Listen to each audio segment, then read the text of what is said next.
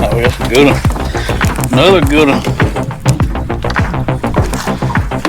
Whoa, whoa, whoa, whoa, whoa. Come here now. Come here now. Come here, mama. Hey, good morning, folks. Bradley Cross here, BJC Outdoors. Hey, we're down here on the river today, man. Gonna do a little dragging this morning. Don't have a lot of time to fish today, so that's something I kind of do when I don't have a lot of time. Need to cover some water. Beautiful morning here in this part of the river. Normally don't hardly ever see it this calm, which is pretty rough across the river. But we got a southwest wind this morning, so we're gonna start in this area, man. This area's been pretty good to me over the years since I started back catfishing. You know, we got a shell bed. It's gonna be dragging very shallow, 6 to 8 foot, 10 foot at the most. So we're gonna be up shallow, pretty much in the dirt. These fish should be so shallow right now they have ticks on them, so that's what we're hoping for anyway. That's where we're gonna start. Like I said, I'm gonna kind of bounce around this morning. I don't have a lot of time this morning, man. We're getting our grandson today, our youngest one. I've got 2. Getting him this morning about 10, 11 o'clock, and I'm gonna try to be back by then. I tried to get my daughter to let me take him fishing today, and but she won't let me yet, which he's only 1, you know, but still, I mean, 1-year-old, you know, they can do a lot. I mean, in my family, you know, your first words is "there's a buck" or "get the net," and once they get that figured out, you know, they good, and I think he's got that figured out already. So, but anyway, I'm gonna get these rods out, man. We're gonna be using skipjack. I got some fresh skipjack. Well, frozen fresh. I've had it about a week, and we're gonna drag up through here and see what we can do, man. I'm gonna be throwing bigger baits right now because the fish they should be, you know, pretty active, man. Pretty aggressive right now. The water temps 80 degrees. It's cooled back off 4 degrees. We had a lot of rain this week, a lot of unstable weather. It's still unstable for today and tomorrow too. So we could get run off the river at any time. Y'all can see back there how dark it is. And anyway, I'm gonna get these out and start pulling up through here and see what we can do. Y'all stay tuned. Yeah, I always get excited this time of year, man. The water starts cooling off. Fish get aggressive. It's just, you know, weather gets more tolerable as far as fishing. You know, you don't have to deal with the heat. This year, man, I kind of jumped the gun and got excited a little early. And Mother Nature come through. And she didn't throw a curveball. She dropped a wrecking ball this time, man, because we went from high 40s at night. Now this was just for a few days, you know, it was just a front. Low 50s for about a week at night, till all of a sudden jump back up into the mid and upper 90s, man, for daily highs, and that just absolutely wrecked the river. It went from 78, that's the lowest I've seen it, back up to 84, 85 degrees. And that just absolutely ticks the fish off, to say it nicely. And when that happens, man, you can always guarantee that it's gonna slow things down. But we're on the up and up. It's kind of, like I said, it's 81 right here since we settled down. But where I put the boat in, it was in the upper 70s, so it's getting there, man. Like I said, they still got to drop the water. We've had a lot of rain this week.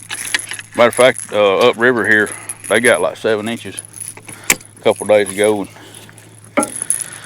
that helped cool the water down. So it's not really weather related, but the fish know, man. It's that time. It's almost October. You know, we're in the last few days of September, so it's time, man. You know, it don't always go by the water temperature. It does help if everything falls into place, but they know, you know, about that moon and everything. Kind of tells the fish, you know, what time it is. So they're a lot smarter than we are.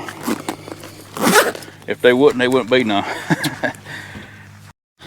All right, folks, let me show y'all my rig here. I've had a few people ask, and I said I would do this on every video till I get them all showed.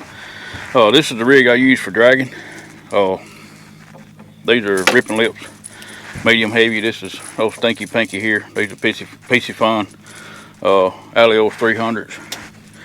And my rig I use, man, my main line is 80-pound Hercules braid. That's a 3-way swivel. I ordered them for Blue Wing. I told y'all in the last video, cheapest place I found to get them off Amazon. I think that's a Dr. Fish dragging weight. That's what I use. Cheapest ones I found. You're gonna lose them, so I go cheap when it comes to that. They work great. I've had some of these for a couple years.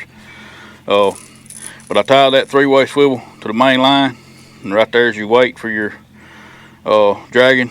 And then I come off right here with a 50-pound Berkeley Big Game leader, and that's the old cat stumper. That's what I use to drag with.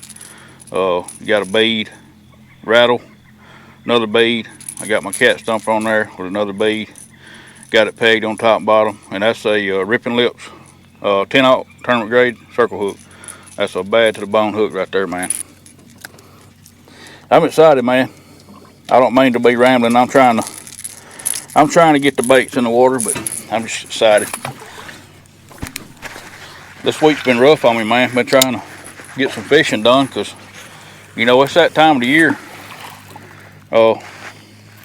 Or if you slack too much, you get behind, and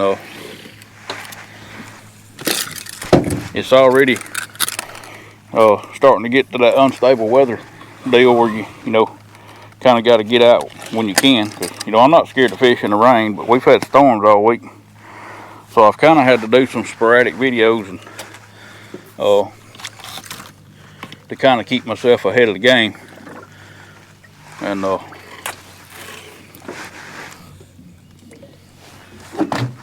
mean, you got to do what you got to do.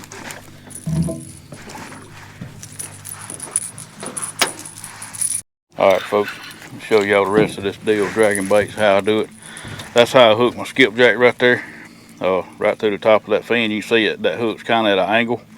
That keeps it from hooking back into itself a lot of times. It still will sometimes, but you can't control everything, but that kind of helps with that problem some. But what I do, since we're, you know, right now we're in 8 foot, what I do is take this thing, throw it out, or you can pitch it out, or you can drop it right beside the boat. It don't make no difference. But I'll get it out, and as soon as it hits bottom like that right there, I'll pull it back one time. Now this is in shallow water. Deep water is a little different. I'll let out quite a bit more line to keep that bait on bottom. And these planer boards, these are Brian's original. You can't buy these anymore. They got a little clip on them right there. That goes on your line. That's the first thing you do. Put that clip on there just like that. Well, then it's got another clip up front right here. They make several different kinds. I like these kind because they pop off easy when a fish hits. I've got a different kind with a lever on them for when the water's rough and you know you want them to stay on there. So but anyway, you put that on there, clip it on. I will tell you, some of them are better for braid, some of them are better for mono. I use the ones that's better for braid because that's what I use. Now I would have done had this out in the water if I wasn't in the front of the boat, but I'm letting it pull all the slack out of the line. And on mine, man, it helps to me a little bit to pitch them out there like that. I learned that old trick from Dieter Milhorn.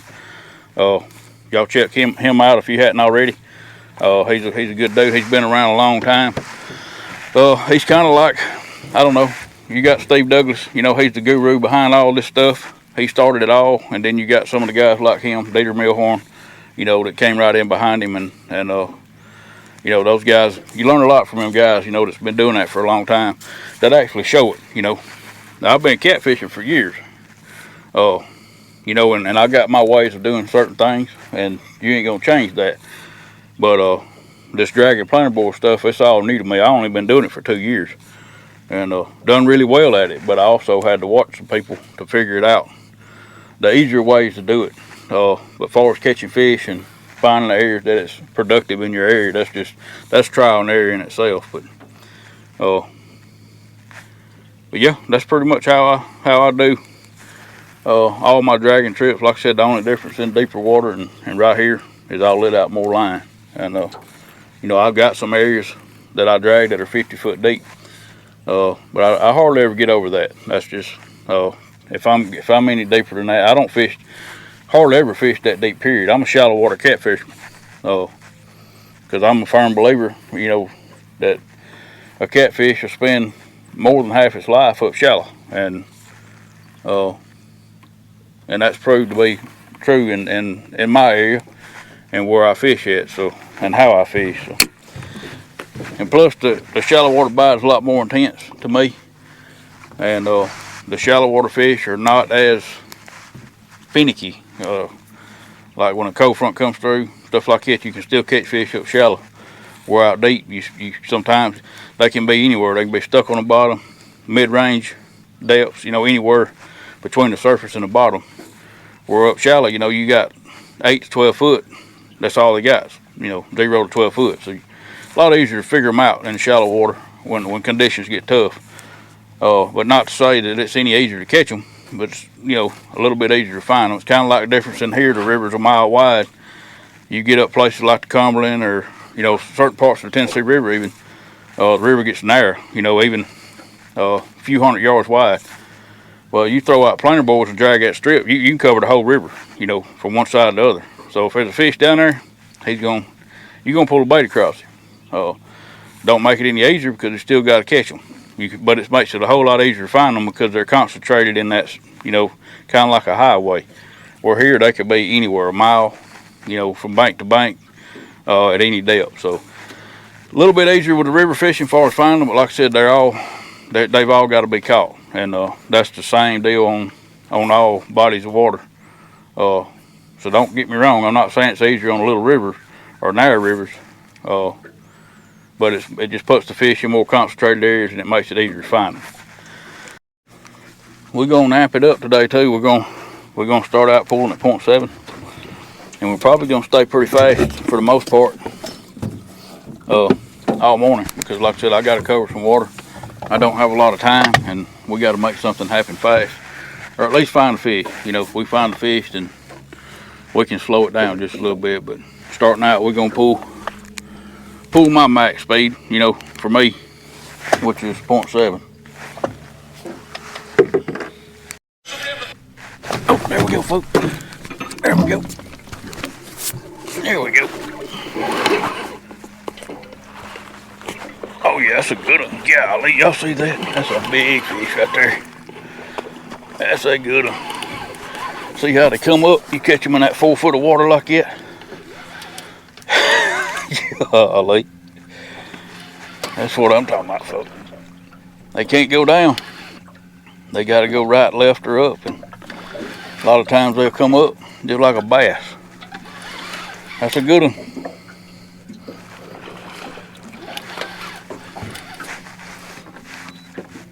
I'm gonna slow us down just a little bit.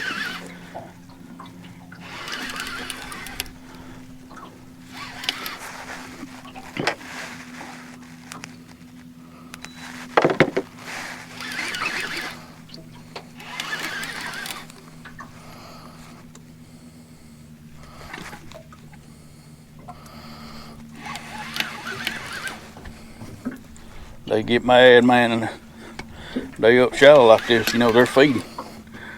And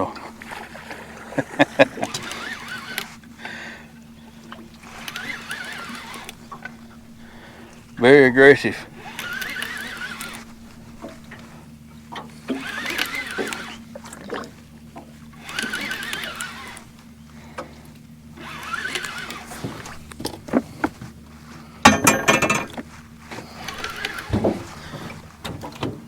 Gonna be nice and go around on the side of the net, so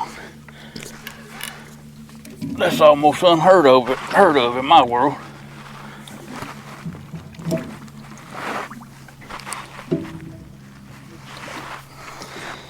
That's a good one.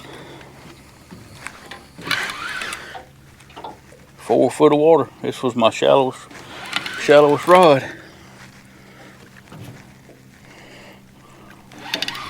That's a good fish right there, man. Good fish. Already Already wore out. Come on in here, big girl. Thank you, Lord. Man. Folks, I told y'all the last. Golly, how fat. I told y'all the last. Oh, man. Golly, what a butterball. My goodness, y'all. Tell you what I'm gonna do. I'm finna spot lock this thing, because I don't want to get another one on right now while I got my net all tied up. Boy, that's a butterball right there. Alright, folks, this little girl right here, she's so big she can't hardly do nothing, but she's also mean. But that's a good one right there, y'all. Big old female, little short fat thing. Well, girl, I sure appreciate you. Sure do. Sure do. Well, alright, well, let's get her back, y'all. Thank you, girl.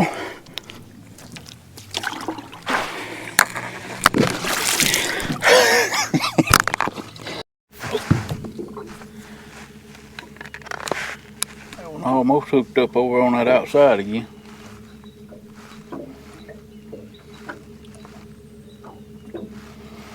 We got that right out of the gate, y'all. I got several bites down through there, and I slowed it down from 0.7 to 0.5, and it wasn't 30 seconds and that and hit. But was that a coincidence that, you know, would she'd still bit? What is it, 0.7? It's hard to say, but there's no way to know. But I'm still at 0.5 now since I caught that one. And I was getting a lot of short strikes, but I think they were small fish. I know they're small fish, but channel cat, but what I figured they was. But I slowed down a little bit, and like I said, that's what that one hit on. So I'm gonna try to pick up another one, whether it be a big one, little one, whatever, and kind of adjust my speed. Oh, man.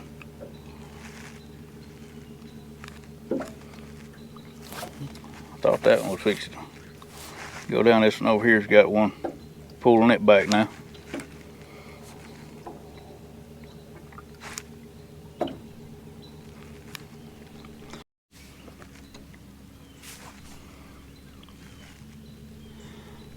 Yep, that one finally hooked up. It finally hooked up.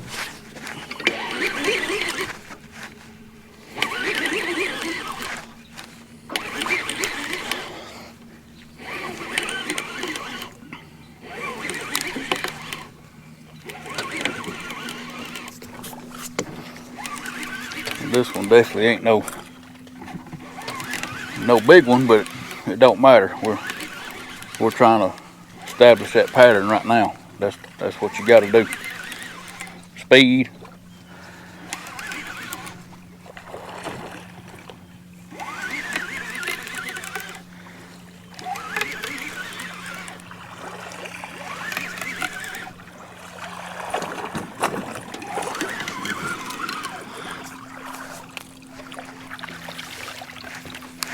I think it's old channel cat there.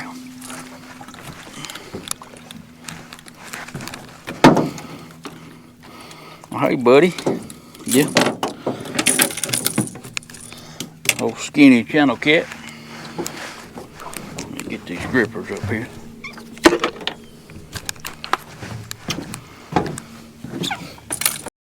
Hey, boy. Little channel cat, little slim Jim. Well, I appreciate you, buddy.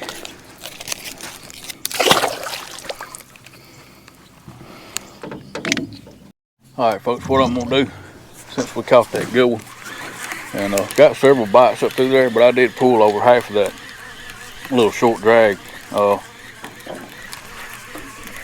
Pulling too fast, I think. So what I'm gonna do, I'm gonna pull back down just a little bit since I got everything set up, and I'm gonna start back pretty close to where I started that time, and I'm gonna try to get us back to start us at that speed where we got to be at that time.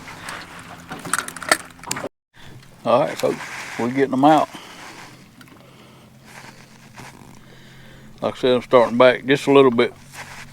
Well, I'm actually starting back in the same spot, but I'll be fishing before I get to where I started fishing earlier, because I lose a little bit of distance. I usually start down way below where I feel like the fish are, and that way I can have my rods out and be actually fishing by the time I get there. And but this time we're starting down a little lower, but I am going to pull at 0.5, and I hope that storm, that rain front right there, stays away.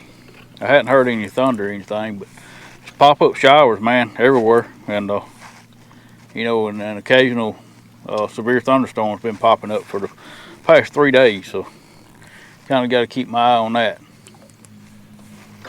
So, you know, it's all about the timing, man. You know, we're trying to think what they're thinking, and there's no way possible. You just kind of got to try to figure it out and hope it works for you. And the fish will let you know one way or another whether you made the right decision or not. Folks, it never fails. That comes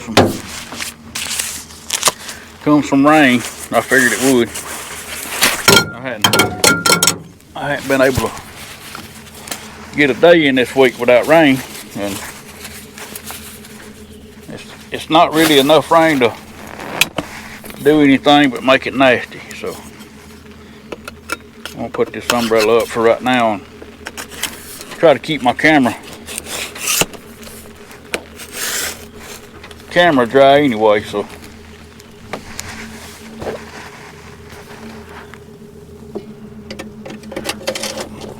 I'm working on getting me a bimini top.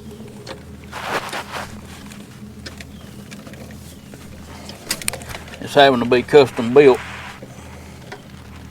It's the only reason I hadn't already got it. So we're gonna deal with this right now. So that'll work. Hopefully it'll be out here. It's just a little bitty green sail on the radar. It's a bunch of them around, so I did bring my umbrella just in case, and like always, just in case. It's definitely raining, so I didn't bring my rain suit. I had my wife to wash it, because last time I wore it, it had catfish slime all over it. Had her to wash it, and I put it in the truck, and it's still in the truck. So we're gonna deal with it.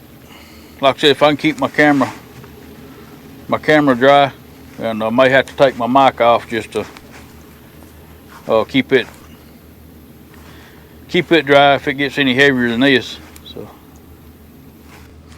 we're gonna keep on at it. Like I said, we don't have a lot of time left, but we're gonna give it all we got.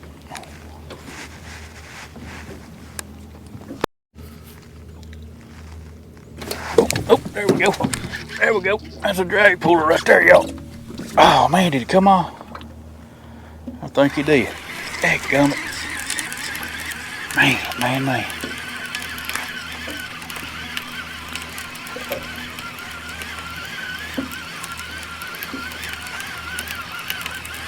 That's that old head bait. They'll do it every time. That was a good fish too. Something I've noticed right here in this whole area, I don't know if y'all can see it, but since they cranked that current up, it went from 15,000 to 28,000. So they've amped it up, and it may be up higher now than what it was. But I'm seeing bait everywhere now. And what happened when they cranked that current up? Current come down through here. This part of the river, like I said, it's a mile wide. Get the bite on that one. Get several bites. I think they're channel cat. Well, that current got stronger, so it pushed all the bait kind of toward the banks. So that's what I'm noticing here. I got a lot of bait on the depth finder, and I can see it flickering on top. You know, it's just solid bait out here. So we may have to get out of this area. I think we would have caught some fish if that hadn't happened. I thought the current would help, and it does help, but it just sometimes it can mess you up as far as the bait. You know, like I said, I didn't know I seen a little bit of bait, you know, back over this way earlier when we started, but now I'm seeing it all the way around me, and the depth finder's just covered up with it. So I think we're gonna have to get out of this. I told y'all before, you know, if you got too much bait in the air, it can prevent you from catching any fish. Even though, you know, there's fish here. There's quite a few fish here. But we got a lot of bites when we come through the first time. Even though we only caught 2 fish, we come back through the second time, and I'm getting a bunch of little channel cat bites, but that's about it. So I'm gonna give it about 5 more minutes, and then we're gonna roll up and probably move out a little further and get out of this big concentration of bait and see if we can pick up anything out there. Got 2 absolutely wearing these 2 reel rods out right here, but they probably a channel cat. I wish they'd go on and take it, because I really don't care what size they are if they'll just commit, you know. There we go, folks. There we go.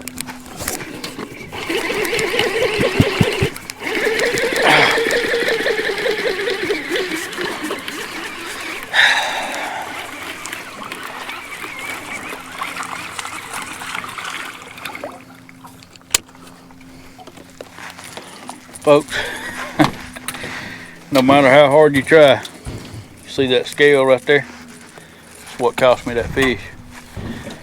And I check and make sure every time before I throw them out.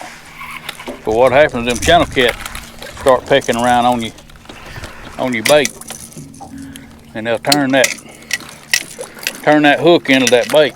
That was a good fish right there. Sure was.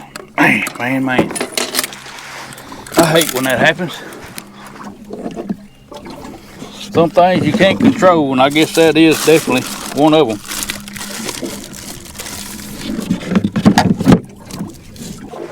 Something going on with this outside one here. Green rod.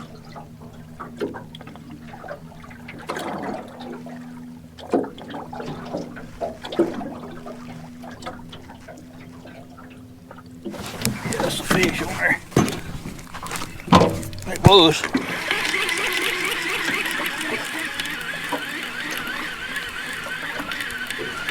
It was.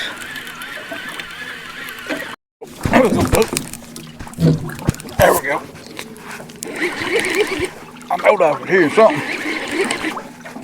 I was sitting there trying to eat my vein of sausages, and I heard something just screaming or making a noise. These don't have clickers on them. And I'm used to running clickers on my old Abus, and I can hear these bites when I ain't looking. But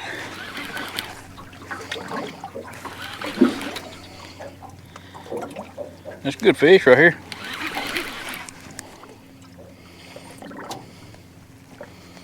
Sure is.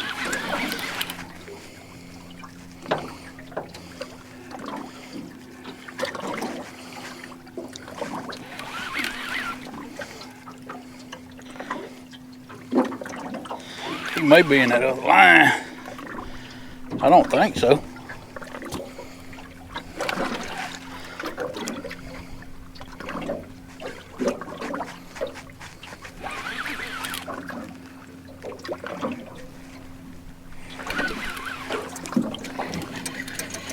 Yeah, he's in that other line.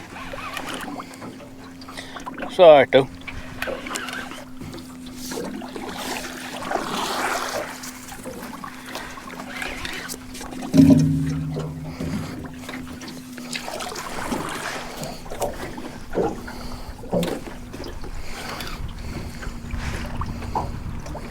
Oh, that's a good one. Another good one. Whoa. Come here now. Come here now. Come here, mama. No, that's a male right there. Yep, that's a male right there.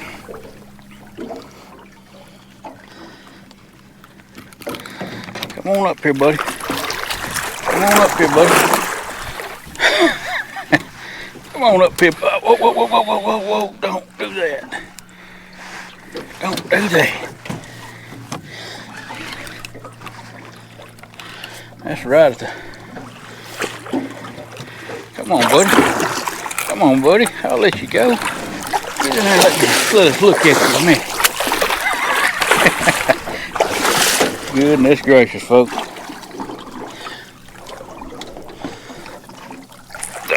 They ain't making it easy for me. Oh, he wasn't in that other line too. That must have been another fish. Boy, that's a big old long skinny rascal right there.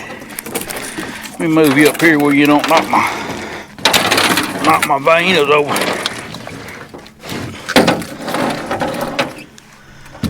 Alright, folks. Old mean rascal right here. Skinny old male, man. Look how big his head is.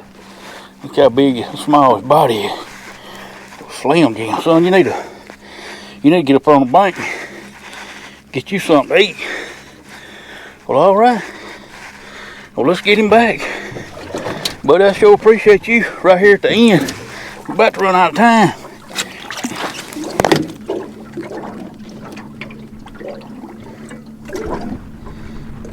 Ow, golly.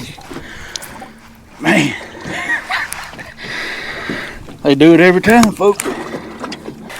We're gonna pull the rest of this drag. We've got about 100 yards here. And then we finna get them up and head on in. That's an awesome morning though. I mean, you know, we ain't been out here that long.